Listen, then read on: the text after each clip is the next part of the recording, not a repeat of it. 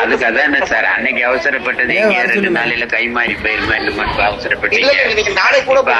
எப்படி இருந்தாலும் என்ன கை மாறாது 90 நாளைக்கு இதே ஸ்டேட்டஸ்கோ தான் மெயின்டைன் ஆகுன்றதுனால டைம் கேட்க நீங்க இருந்தீங்கன்னா நான் சேஃப். வேற என்ன சொல்லுங்க, நீங்க தான் அவசரப்பட்டீங்க, அதுக்கு தான் இன்னைக்கு பயமா போட்டோம். பரவாயில்ல, கவுண்டர் ஃபைல் பண்ணியாச்சுல. இப்ப என்ன 2 வீக்ஸ் போடுவோமா? தேர்ஸ்டே போடவா? சரி பரவாயில்ல, தேர்ஸ்டே போடும். தேர்ஸ்டே நல்ல நாள் போல. இந்த காலத்துல நல்லதை சொல்றவங்களே நாட்டுல கொஞ்சம் பேர் தான்டா. நீங்கள் கண்ட இந்த காட்சியில் நடந்த காரசாரமான விவாதம் வந்து பாத்தீங்கன்னா நேற்றைய தினம் சென்னை உயர்நீதிமன்றத்தில் நடைபெற்றது. நீதிபதி வேல்முருகன் அவர்கள் வந்து பாத்தீங்கன்னா இந்த வழக்கை குறித்து என்ன பண்றாங்க, விசாரித்து வருகின்ற வியாழக்கிழமை என்ன பண்ணும் இதற்கான தீர்ப்பு என்ன பண்ணும் சொல்லப்படும் சொல்லியிருக்காங்க. இது என்ன அப்படின்னா, தூத்துக்குடி ஆசிரியர் திருமண்டலத்தின் முன்னாள் லே செயலர் நீகர் பிரின்ஸ் கிப்சன் அவர்கள் வந்து பாத்தீங்கன்னா அவர்கள் ஆட்சியில் இருக்கும் பொழுது கிட்டத்தட்ட ஒரு 40 பேருக்கு என்ன பண்றாங்க, ஓட்டை எடுத்துடுறாங்க. அவங்க மேல பாக்கி இருக்குது, காசு கட்டாம இருக்குன்னு சொல்லி எடுத்துடுறாங்க. அப்போது இருக்கிற சினாடு நிர்வாகமும் அதை ஏற்றுக்கொண்டு என்ன பண்றது எடுக்குது. அதுல முக்கியமானவர்கள் வந்து பாத்தீங்கன்னா தற்பொழுது லே செயலராக இருக்கின்ற திரு STK ராஜன், திருபோல ஒரு ஜிபா, அது போல பாத்தீங்கன்னா நிறைய பேர், தற்போது இருக்கின்ற ட்ரெஷரர் DKM ஜான்சன் அண்ணன், இது போல நிறைய பேர் என்ன இருக்காங்க எடுத்திருக்காங்க.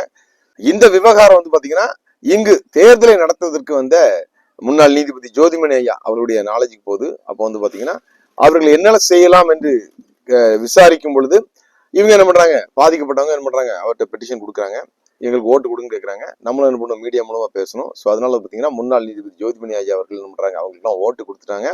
எலெக்ஷன் நடந்தாச்சு, தேர்தல் ரிசல்ட்டும் வந்தாச்சு, புதிய நிர்வாகம் அமைஞ்சாச்சு. ஸோ இப்போ என்ன பண்றாங்க, முன்னாள் நிர்வாகத்தினர் லே செயலர்கள் என்ன பண்றாங்க, சினாடு வந்து பாத்தீங்கன்னா கொடுத்த ஒரு தீர்ப்பை, அதாவது எடுத்த அந்த ஓட்டை வந்து இங்க வந்து நிர்வாகியாக வந்த ஜோதிமணி அவர்கள் வந்து பாத்தீங்கன்னா மீண்டும் கொடுப்பதற்கு அவருக்கு அதிகாரம் இல்லை. ஸோ அதனால வந்து பாத்தீங்கன்னா இவர்கள் நடத்தின தேர்தலை இன்வேலிட், அது என்ன பண்ணுங்க, செல்லாதுன்னு அழுவீங்கன்னு சொல்லி என்ன பண்றாங்க, வழக்கு தொடுத்திருக்காங்க. ஸோ அதை விசாரித்து கொண்டிருக்கின்ற உயர் நீதிமன்ற நீதிபதி வேல்முருகன் அவர்களும் கண்டிப்பா என்ன பண்ணும், அவசரப்பட்டு என்ன பண்ணக்கூடாது, எந்த முடிவு எடுக்கக்கூடாது. அவங்க வந்து எப்படி வந்து பாத்தீங்கன்னா யோசிக்காம முடிவு எடுத்தாங்களோ அது போல நம்மளும் ஒரு முடிவு எடுக்கக்கூடாது. காரணம் வந்து பாத்தீங்கன்னா இங்க மக்களால் தேர்ந்தெடுக்கப்பட்ட ஒரு நிர்வாகம் இருக்குது, அதனால கொஞ்சம் என்ன பண்ணும் யோசித்து செய்வேன்னு சொல்லியிருக்காங்க. அதுல வந்து ஒரு வார்த்தை சொன்னாங்க, ஸ்டேட்டஸ் கோ, அடுத்த 90 நாளுக்கு ஸ்டேட்டஸ் கோ போகுது அப்படிங்கிற மாதிரி ஒரு வார்த்தை நான் காதுல விழுந்துச்சு. ஸோ அது வந்து பாத்தீங்கன்னா ஒருவேளை தற்போது இருக்க நிர்வாகமே தொடருமா, வழக்கு விசாரணை செய்ய போறாங்களா, இல்லைன்னா வந்து பாத்தீங்கன்னா புதிதாக ஏதோ ஆர்டர் போட போறாங்களான்னு தெரியல. ஆனாலும் பாத்தீங்கன்னா வழக்கு அதிகமான சூடு பிடித்துக் கொண்டிருக்கிறது. இந்த வழக்கை தொடுத்திருக்கின்ற முன்னாள் லே செயலருடைய தரப்பு வழக்கறிஞர் வந்து பாத்தீங்கன்னா கடுமையான விவாதத்தை செய்யறாங்க. ஸோ அதனால வந்து பாத்தீங்கன்னா வருகின்ற வியாழக்கிழமை 2ஆம் தேதி வந்து தூத்துக்குடி ஆசிரியர் திருமண்டலத்தில் இருக்கிற அந்த நிர்வாகம் தொடருமா, இல்லத வந்து பாத்தீங்கன்னா அதுக்கு தடை விதிக்க போறாங்கன்னு தெரியல, காத்திருந்து பார்ப்போம். அடுத்தது என்னன்னா, இன்னொரு முக்கியமான ஒரு விஷயம், தற்போது சினாடுல இருக்கின்ற அந்த நிர்வாகமும் கடந்த ஜனவரி மாதமே தங்களுடைய பதவி காலத்தை முடித்து விட்டது. ஆனா அவங்க என்ன பண்றாங்க, போகாம வேண்டுமென்றே வில்லங்கம் செய்து கொண்டிருக்கிறார்கள். பிடிவாதமாக நாங்க என்ன பண்ணுவோம், இன்னொரு 1 வருஷம் 1.5 வருஷம் இருப்போம்னு சொல்றாங்க. அவர்களை வந்து பார்த்தோன்னா அங்கிருந்து வெளியேற்ற வேண்டும் என்று சொல்லி தூத்துக்குடி ஆசிரியர் திருமண்டலத்தின் நமது மண்ணின் ஒய்யாங்குடியை சேர்ந்த வாரங்களில் வசிக்கின்ற சிலர் அண்ணன் சாமியில் அவர்கள் என்ன பண்றாங்க, ஏற்கனவே வந்து பாத்தீங்கன்னா தெலுங்கானா கோர்ட்ல என்ன பண்றாங்க, ஒரு கேஸ் போட்டு அந்த ஸ்டேட்டஸ் கோ என்ன பண்ணிட்டாங்க, ஸ்டாப் பண்ணிட்டாங்க. அதாவது இவங்களை தொடரக்கூடாதுன்னு சொல்லி சொல்லிட்டாங்க. ஆனா இவங்க என்ன சொன்னாங்கன்னா, இல்ல இது வந்து பாத்தீங்கன்னா சினாடு வந்து சென்னையில இருக்கு, ஸோ அதனால சென்னை உயர் நீதிமன்றம் சொல்றதுக்கு தான் நாங்க கட்டுப்படும் சொன்னாங்க. ஸோ அதனால பாத்தீங்கன்னா சென்னை உயர் நீதிமன்றத்துல என்ன பண்ணிருக்காங்க, ஒரு வழக்கு கொடுத்துருக்காங்க. இவங்க வந்து பாத்தீங்கன்னா சட்ட விரோதமா என்ன பண்றாங்க, தொடர்ந்து தங்களுடைய பதவியில இருக்காங்க. ஸோ இது வந்து பாத்தீங்கன்னா கிட்டத்தட்ட ஏராளமான திருமண்டலங்களையும் அங்க இருக்கின்ற இந்த பதவிகளையும் என்ன பண்ணுது, இவங்க வந்து பாத்தீங்கன்னா மிஸ்யூஸ் பண்றதுக்கு வாய்ப்பு இருக்கு. எனவே இவர்களை வீட்டுக்கு அனுப்புன்னு சொல்லி என்ன இருக்காங்க, அந்த வழக்கு போட்டிருக்காங்க. ஸோ அதுவும் விசாரணைக்கு வந்துச்சு. வந்ததுல பாத்தீங்கன்னா அங்கிருந்த மேரி கிளேட் அப்படிங்கிற ஒரு அம்மையார், அவங்க தான் வந்து பாத்தீங்கன்னா நீதிபதி. அவங்க என்ன பண்ணிருக்காங்க, இந்த வழக்கு விசாரணையை 3/8/2026, அதாவது ஆகஸ்ட் மாசத்துக்கு என்ன பண்ணிருக்காங்க, தள்ளி வச்சிருக்காங்க. இந்த வழக்கு விசாரணையில வந்து பாத்தீங்கன்னா திரு தங்கசிவன் அட்வொகேட் பாத்தீங்கன்னா தீவிரமாக என்ன பண்றாங்க, இதை குறித்து சொல்லியிருக்காங்க. ஸோ அதனால வந்து பாத்தீங்கன்னா தீர்ப்பு என்ன பண்ணலாம், எப்படி வரலாம், ஒருவேளை வந்து பாத்தீங்கன்னா தற்போது இருக்கின்ற சினாடு நிர்வாகத்தை வீட்டுக்கு அனுப்பலாம். அதே நேரத்துல பாத்தீங்கன்னா சினாடு செயல திரு பிரகாஷ் அப்படிங்கிறவர் வந்து பாத்தீங்கன்னா ஒரு உச்ச நீதிமன்ற ஒரு வழக்கறிஞர், அவர் வந்து பாத்தீங்கன்னா கடுமையான வாதங்களை செய்கிறக்கூடியவர், வெரி காஸ்ட்லி. அவருக்கு வந்து யாரு காசு கொடுப்பாங்கன்னா நமது சினாடு நிர்வாகம் தான், நம்ம கொடுக்குற காணிக்கை தான் என்ன பண்ணுது அங்கே போகுது. அவங்க மூலமா என்ன பண்றாங்க, ஒரு மணி நேரத்துக்கே பல லட்சங்கள் வாங்கக்கூடியவர் பிரகாஷ். அவர் வந்து பாத்தீங்கன்னா கடுமையான விவாதம் பண்றதுனால இதுக்கு உடனடியாக முடிவு கொடுக்க முடியாதுன்னு சொல்லி என்ன பண்ணுது, இது இழுத்துக்கிட்டே போகுது. எவ்வளவு நாளைக்கு இழுத்துக்கு போகுதுன்னு தெரியல. சரி, அதாவது சிஎஸ்ஐ அனைத்து நிர்வாகங்களும் தற்பொழுது வந்து பாத்தீங்கன்னா நீதிமன்றங்களில் தங்களுடைய பதவியை தொடர்வதற்காகவோ பதவியை நிற்பதற்காகவோ காத்து கொண்டிருக்கிறது என்பதுதான் யதார்த்தமான உண்மை. அடுத்தது இன்னொரு முக்கியமான மேட்ரு, திருநெல்வேலியை சார்ந்த அட்மினிஸ்ட்ரேட்டிவ் கமிட்டி வந்து பாத்தீங்கன்னா ஒரு லெட்டர் என்ன பண்ணிருக்காங்க, அட்மினிஸ்ட்ரேட்டிவ் கமிட்டி மெம்பர்ஸ்க்கு என்ன பண்ணிருக்காங்க, அனுப்பியிருக்காங்க. அதுல வந்து பாத்தீங்கன்னா வருகின்ற 4ஆம் தேதி, ஜூலை 4ஆம் தேதி சென்னையில் உள்ள அந்த சினாட் அலுவலகத்துல இந்த அட்மினிஸ்ட்ரேட்டிவ் கூட்டம் என்ன பண்ணும் நடைபெறும் போட்டிருக்காங்க.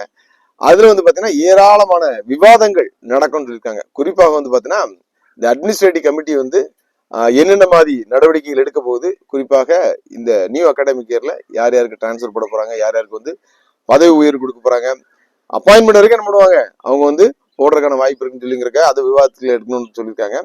அது போல பாத்தீங்கன்னா தற்போது இருக்க இந்த அக்கௌண்ட் கணக்கு நிறைய வச்சிருக்காரு இல்லையா பிஷப் ஐயா, அதெல்லாம் என்ன பண்ணணும், நாங்க தான் நிர்வாகம் செய்வோம் அப்படின்னு சொல்லி என்ன பண்ணுவோம், அது குறித்து விவாதம் சொல்லி என்ன பண்ணிருக்காங்க அந்த மெம்பர்ஸ்க்கு போட்டிருக்காங்க.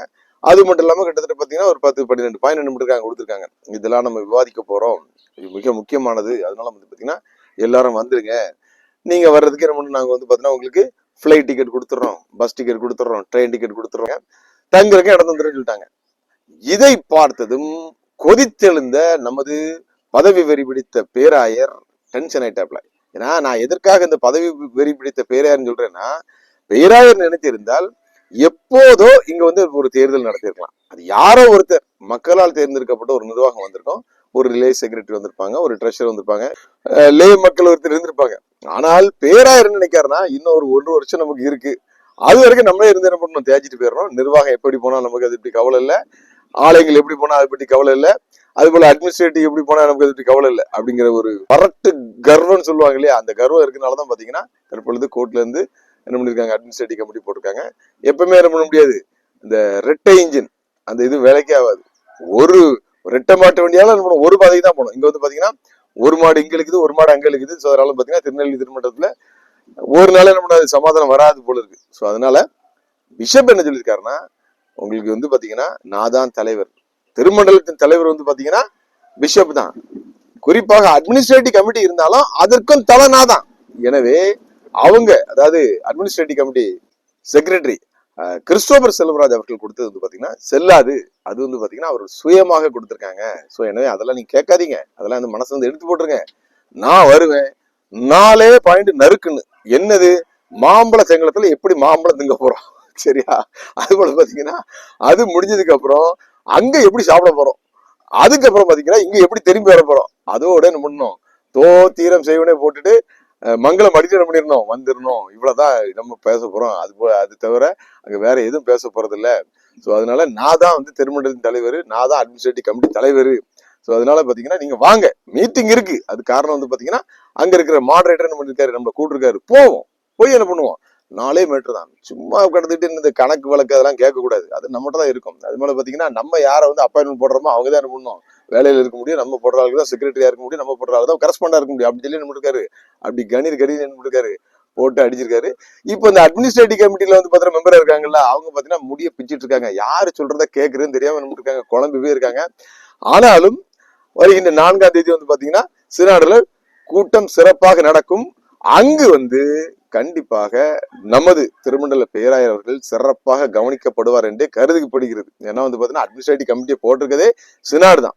நான் ஏற்கனவே சொன்னது போல பாத்தீங்கன்னா அங்க சினாடுல இருக்கிற செக்ரட்டரி, ஜெனரல் செக்ரட்டரி அவர்களுக்கும் நமது மாடரேட்டர் அவர்களுக்கும் பாத்தீங்கன்னா கொஞ்சம் என்ன பண்ணுது, ஒரு முட்டல் முரசல் இருக்குது. ஸோ இதை பயன்படுத்தி கொண்டு இங்க இருக்கின்ற பிஷப் என்ன பண்றாரு, அவர் வந்து பாத்தீங்கன்னா அவர் மாடரேட்டரோட கிளாஸ்மேட் இருந்து சொல்றாங்க. ஸோ அவர் வந்து இவருக்கு சகாயம் செய்வதனால அப்படி என்ன பண்ணுது ஓடுது. ஆனா இப்போ அந்த ஆபீஸ் பேரர்ஸ்னா ஜெனரல் செக்ரட்டரி வந்துருவாங்க, ட்ரெஷரர் வந்துருவாங்க, அது போல பாத்தீங்கன்னா அங்க சினாட்ல இருக்க மெம்பரும் வந்துருவாங்க. இதுல வந்து பாத்தீங்கன்னா யாரு, ஆன்மீகத்தை மட்டுமே பார்க்க கொடுக்கப்பட்ட இந்த ஆயர்கள் வரிசையில் சேர்ந்த இந்த மாடரேட்டர் என்ன பண்ணுவாரு, அமைதியா உட்காந்துருப்பாரு. மற்றவங்க என்ன பண்ணுவாங்க, அநேகமா பிஷப் என்ன பண்ணுவாங்க, பிரித்து எடுத்துருவாங்க, கிளின்னு கிழிச்சிருவாங்க அப்படின்னு சொல்லி விவரம் தெரிஞ்சவங்க என்ன பண்றாங்க சொல்றாங்க, ஒரு குருவி தனக்கு வைத்திருக்க கண்ணியை அறியாமல் செஞ்சதுல மாட்டின்னு சொல்லிட்டு என்ன பண்ணுது, நமது நீதிமொழிகள் ஒரு வசனம் இருக்கு. அது போல பாத்தீங்கன்னா இவர் என்ன பண்ணாரு, அங்க போய் வசமா சிக்கிக்க போறாரு அப்படிங்கிற மாதிரி பேசுறாங்க. சரி என்ன நடக்கு அப்படின்னு சொல்லி 4ஆம் தேதி வரைக்கும் காத்திருப்போம். இப்போது இருக்கு இந்த சினாடு கமிட்டி இன்னொரு எக்ஸிக்யூட்டிவ் மீட்டிங்கும் போட்டிருக்காங்களா 8ஆம் தேதி வந்து ஸ்பெஷல் எக்ஸிக்யூட்டிவ் மீட்டிங் போட்டிருக்காங்க. அதுல வந்து பாத்தீங்கன்னா அதிரடியாக ஏராளமான தீர்மானங்கள் நடவடிக்கைகள் எடுப்பதற்காக காத்திருப்பதாக நமது காதுக்கு செய்தி வந்து கொண்டிருக்கிறது. ஒருவேளை அந்த எக்ஸிக்யூட்டிவ் மீட்டிங்ல தொடர்ந்து சினாட் நியமித்த அட்மினிஸ்ட்ரேட்டிவ் கமிட்டிக்கு ஒத்துழைக்காமல் அவர்களுக்கு எதிராக செயல்பட்டு கொண்டிருக்கின்ற திருநெல்வேலி பிஷப் அவருடைய கயிறை கலட்டுவதற்கும் வாய்ப்பு இருக்கிறது என்று சொல்லியிருக்கிறார்கள். இவ்வளவு கலபீரங்கள் நடந்து கொண்டிருக்கிறது. ஆனால் திருமண்டல் மக்கள் வந்து பாத்தீங்கன்னா இதை குறித்து விழிப்புணர்வு இல்லாம நம்ம தொடர்ந்து வந்து காணிக்கையை செலுத்திக் கொண்டு வாரத்தில் ஒரு நாள் ஆலயத்துக்கு சென்று கொண்டிருந்து அவரவர் வேலையை அவர்கள் பார்த்து கொண்டிருக்கிறார்கள். நம்மை போன்ற அரசியல் விமர்சகர்கள் மட்டும் நடக்கின்ற காரியங்களை வேதனையோடு பார்த்து கொண்டிருக்கிறோம்.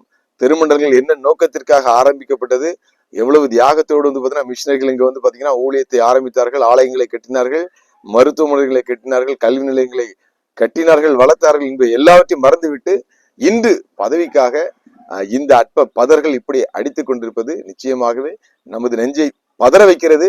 வருங்காலங்களில் இந்த நிர்வாகங்கள் எல்லாம் அரசின் கையுடைமை ஆவதற்கும் அதிகமான வாய்ப்புகளை இங்கிருக்கிறவர்களே உருவாக்குகிறார்களோ என்பதே எங்களுடைய சந்தேகம். அனைவருக்கும் நன்றி.